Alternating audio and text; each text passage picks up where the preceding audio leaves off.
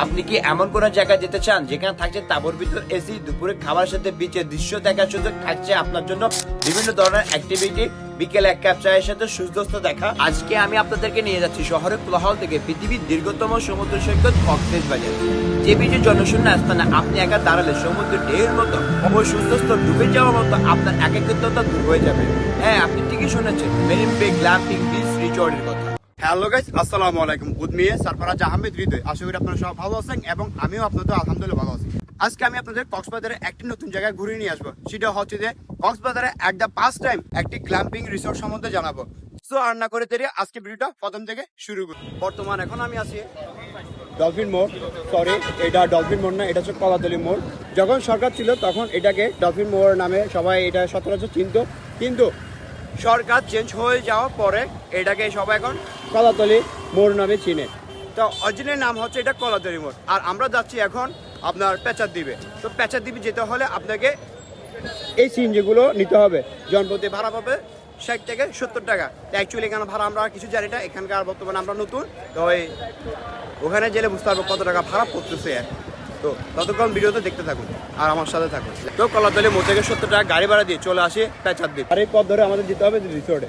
আর এখানকার অবস্থা স্কুলে পোলাপাই ছুটি হলেই কি অবস্থা হয় একবার দেখুন। আমাদের শ্বশুরের কথা তো অলরেডি মনে পড়ে গেছে। এগুলি ধরে প্রবেশ যখন করি তখন এখানকার অনেক পুরনো ঘর দেখা যাচ্ছে এবং স্কুল একটা ছিল, ওইটাও অনেক পুরনো স্কুল। মেবি আমাদের রিসোর্টটা মনে হয় বিচের পাশাপাশি। আমরা যে পথ ধরে হাঁটছিলাম সেই পথটা ছিল ভুল। আর রিসোর্ট থেকে একজন মেম্বার পাঠাইছে আমাদেরকে রিসিভ করার জন্য। আর মেম্বারটা হচ্ছে এনি। ভাইয়া, কি অবস্থা, ভালো আছেন? হ্যাঁ, ইনশাআল্লাহ ভালো। আপনারা কেমন আছেন? আছি আলহামদুলিল্লাহ, আমরা ভালো আছি। এখন আমরা রিসোর্টে যাব, রিসোর্ট যেয়ে ভিডিওটা আবার কন্টিনিউ করব। আলহামদুলিল্লাহ, অনেক কষ্ট করার পরে বান্ধবত্বে চলে আসলাম আমাদের রিসোর্টে। আর মনে মনে যেটা ভাবছিলাম, আমাদের রিসোর্টটি হচ্ছে যে বিচের একদম সামনেই। তো ভিতরে ঢুকি, ফাইনালি চলে আসলাম মেরিন বে গ্ল্যাম্পিং বিচ রিসোর্ট। চলুন তাহলে যাই রিসিপশনে। রুম চেকিং হওয়ার পরে কিছুক্ষণ বিশ্রাম নিই। আর বিশ্রাম নেওয়ার পরে চলে যাই ওয়াশরুমে গা গোসল ধোয়ার জন্য। কারণ গা গোসল যদি না ধুই তাহলে শরীর খুবই ক্লান্ত থাকবে, আবার শরীর খুব ভার লাগবে। তো এখন দুপুর বাজে 12টা, একটা প্রচণ্ড পরিমাণে খিদা। তো খেতে হবে, চলে যাচ্ছি তাদের ডাইনিং এরিয়াতে। ডাইনিং এরিয়াতে আসলে আপনি অবশ্যই দেখতে পারবেন হাত ধোয়ার জন্য একটা বেসিন রয়েছে। আর আপনি মিরর দেখার সাথে সাথে হাত মুখ ধুতে পারবেন, সাথে আপনি চুলও ঠিক করতে পারবেন। এখানে একটা সাইনবোর্ড দেওয়া আছে, মেরিন বে গ্ল্যাম্পিং বিচ রিসোর্ট। এই বোর্ডে সব কিছু দেওয়া আছে, আপনারা অবশ্যই দেখলে বুঝবেন। আমাদের খাবার অলরেডি রেডি করা আছে।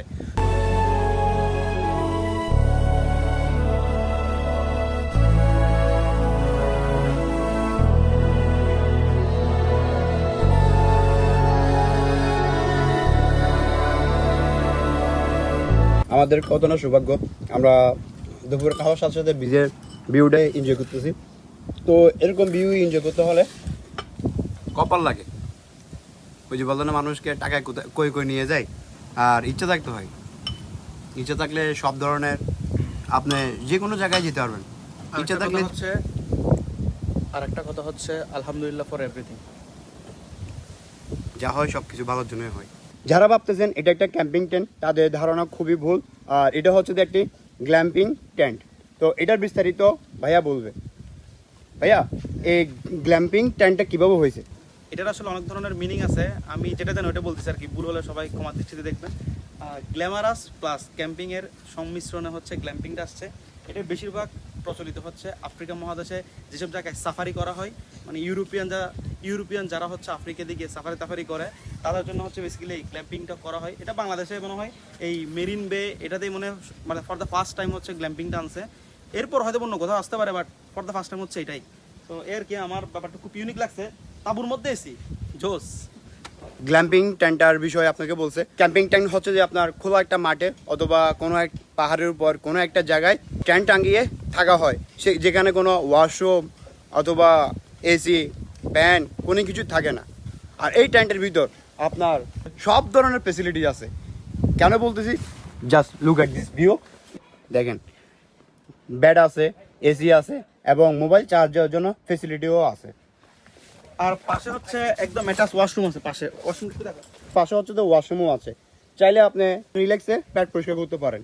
এখানে একটা জিনিস খেয়াল করলাম, সেটা হচ্ছে যে এখানে বিভিন্ন ধরনের অ্যাক্টিভিটি আছে। সি বিচের ভিউ দেখতে দেখতে অ্যাক্টিভিটিগুলো নিতে পারেন। প্রাইসিং ডিটেলস জানতে চাইলে আমার স্ক্রিনে দেওয়া নাম্বারে যোগাযোগ করুন। দুপুরে খাওয়া দাওয়া শেষ করে কিছুক্ষণ বিশ্রাম নিই, ঘুম থেকে ওঠার পরে চলে আসি বিচে এসে সূর্যাস্ত দেখতে দেখতে এক কাপ চায়ের সাথে আজকের দিনটা এখানে সমাপ্তি করব। আর দেখা হবে আপনাদের সাথে রাতে আমার। আর আপনারা যদি এই মোমেন্টে এনজয় করতে চান তাহলে অবশ্যই চলে আসবেন মেরিন বে গ্ল্যাম্পিং বিচ রিসোর্ট। একটা পাড়ি দিয়ে কিছুক্ষণ শুকনো বালি হেঁটে চলে আসি সমুদ্র পাড়ে। তাহলে বুঝি দেখুন আপনাদেরকে আমি কি উপহার দিচ্ছি। তো অলরেডি ভাইয়া পজিশন ঠিক করে বলতেছে, আর ওখানটা চেয়ার নিয়ে আছি পজিশন মতন, আর করা কিন্তু ভিডিও হবে। সেই মামা সেই লাইফ ইজ ভেরি বিউটিফুল। পাহাড়ের পর সরাসরি চলে আসছে সমুদ্রে। আলহামদুলিল্লাহ ফর এভরিথিং। আর চট্টগ্রামকে রিপ্রেজেন্ট করতে হলে আমার মতন আরো 10 জন ছেলে লাগবে, কিন্তু 1 মাস 2 মাস নয়, পুরো 5 বছরে আপনি চট্টগ্রাম জনম চলে যাবে, জনম চলে যাবে রিপ্রেজেন্ট করতে গেলে। আর চট্টগ্রামকে মানুষ কম বেশ প্যাকেজ বলে, একসাথে পাহাড় সমুদ্র সব কিছু দেখতে পারবেন একদিনে। যারা জব করেন অথবা ব্যস্ততার সময় কাটাচ্ছেন তাদের টাকা থাকলেও আপনারা ট্যুর দিতে পারবেন না, কারণ আপনারা ফ্যামিলির মধ্যে ভদ্র। আর আমাকে সবসময় ট্যুর টানে আর পাহাড় ডাকে। পাহাড় যখন কালকে রাতে আমাকে নক দিয়েছিল, আমি অলরেডি চলে আসছিলাম বান্দরবনে। আজকে আমাকে সমুদ্র অলরেডি ডাকছে, আমি কি না যেতে পারি, তো চলে আসলাম সমুদ্রকে এনজয় করার জন্য আর এই সমুদ্রের ঢেউর গর্জন শোনার জন্য। আপনারা কি আদৌ গর্জন শুনতে পাচ্ছেন না আমার কথা শুনতে পাচ্ছেন? অবশ্যই আপনারা সমুদ্রের গর্জন শুনতে পাচ্ছেন। এই সানসেটটা খুবই এনজয়, খুবই মনোমুগ্ধকর। আপনারা যদি না আসেন কখনো উপভোগ করতে পারবেন না। Life is very beautiful. হযরত মুহাম্মদ সাল্লাল্লাহু আলাইহি ওয়াসাল্লাম বলেছেন যে পৃথিবীকে চিনুন, পৃথিবীকে জানুন। পৃথিবী আপনাকে এমন কোনো কিছু দিবে যা আপনি কখনো কল্পনা এবং উপভোগ করতে পারবেন না। যা কল্পনা করবেন তার থেকে ভালো কিছু দিবে, কিন্তু সময়ের কারণে কোনো সময় খারাপ কোনো কিছু হলে আপনাকে ভালো সময় খুঁজে নিতে হবে। সন্ধ্যা এখন 7টা বাজে আর আমি টেন্টে একা একা শুয়ে আছি। তো বাইরে গিয়ে কিভাবে সময় কাটাচ্ছে চলুন একবার দেখে আসি। যে যার মতো নাস্তা করতেছে এবং এখানে বসে সমুদ্রের গর্জনের আওয়াজ শুনে আড্ডা দিচ্ছে, আর এখানে গেম খেলতেছে, মানে নিজের মতো করে আড্ডা দিচ্ছে। আর ওখানে আরেকটা গেমিং আছে, ওইটাও প্লে করতেছে, মানে ওখানে খেলতেছে। আর এখানে দেখা যাচ্ছে যে বারবিকিউ তৈরি করার জন্য সব কিছু প্রসেসিং করতেছে। আর এটা হচ্ছে যে কিচেন, আমাদের জন্য রান্নাবান্না করা হয় আর কি। রাত বাজে এখন 9টা আর বারবিকিউ অ্যারেঞ্জমেন্ট চলতেছে, আর কিছুক্ষণ পরে আমরা খাবার দাবার খাবো। তো সব কিছু আপনারা দেখবেন সিনেম্যাটিক ফুটেজে। Let's enjoy some cinematic footage.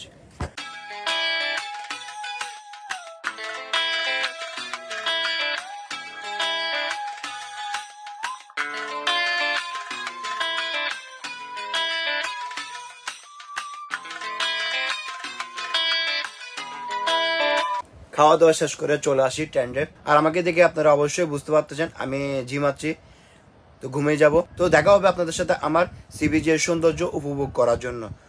তো good night, good morning everyone. এখন সকাল 8টা বাজে আর এখানে আমরা ঘুমাইছিলাম টেন্টে। রাতের ভিউটা অবশ্যই দেখলেন। এই যে চলতেছে কয় টেন্টে জানি না, পাশো ভাইকে অবশ্যই বলতে হবে। তো বাইরের কি অবস্থা চলেন একবার দেখে আসি।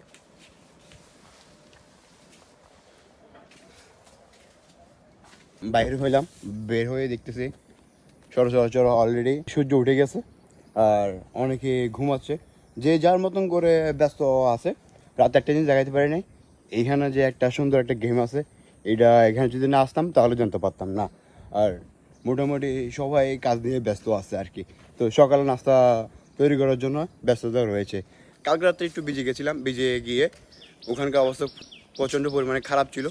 মানে ফটোশ্যুট করছিলাম তখন ওখানকার জোয়ারের পানি পুরা শরীর হয়ে গেছিলো।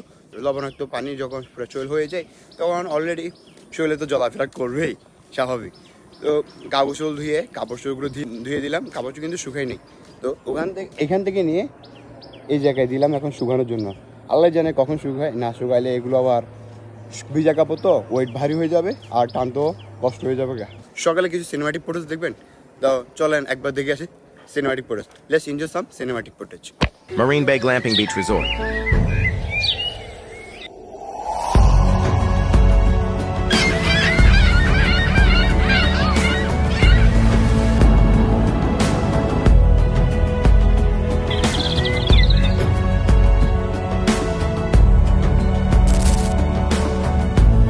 তো গাইস বীজে যখন আসি পা যদি বীজের পানিতে না ভিজে তাহলে বোঝা যায় না যে আমি ভিজে আছি, অথবা মুভমেন্টটা মুহূর্ত আর অনুভূতিটা বোঝা যায় না যে আমি ভিজে আছি।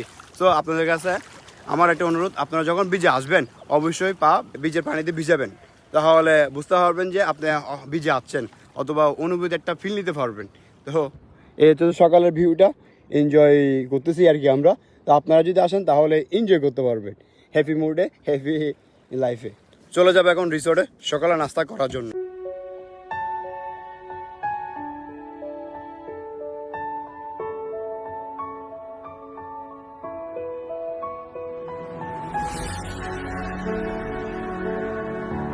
সকালবেলা নাস্তা রুটি ভাজি আর ডিম। তো সব থেকে বেস্ট ছিল যে রুটি ভাজিটা খুবই ভালো ছিল, আর রান্নাটা পুরোই কম। তাহলে বুঝে দেখেন রান্নাটা পুরোই কম। এখন বাজে সকাল 11টা আর আমরা চেকিং করে চলে যাব বাসায়। আল্লাহ হাফেজ। আপনাদেরকে খুবই কষ্ট দিলাম, আবার কখন জানি কোন জায়গায় কোথায় কীভাবে দেখা হয় সেটা আমিও জানি না, আপনিও জানেন না, ওটা আল্লাহ তাআলা ভালোই জানে। আল্লাহ হাফেজ ভাই, আপনাদেরকে কষ্ট দিলাম, সবাই থেকে বিদায় নিয়ে নিলাম আর। তো আপনার সাথে আমার আবার দেখা হচ্ছে নেক্সট কোনো জেলায়, নেক্সট কোনো ট্যুরে। তো ভালো থাকবেন, সুস্থ থাকবেন, নিজের শরীরের যত্ন নেবেন। আর আমার চ্যানেলের ভিডিও যদি আপনাদের ভালো লাগে তাহলে সাবস্ক্রাইব করে বেল আইকন বাজে দিয়ে আমার সাথে থাকবেন। আর আপনাদেরকে একটা অনুরোধ করব, শেষ সময়ে নামাজ পড়বেন, অভাব থাকা বয়সে ভ্রমণ করবেন, আর বন্ধু বান্ধবকে নিয়ে অবশ্যই ভ্রমণ করবেন। আল্লাহ হাফেজ।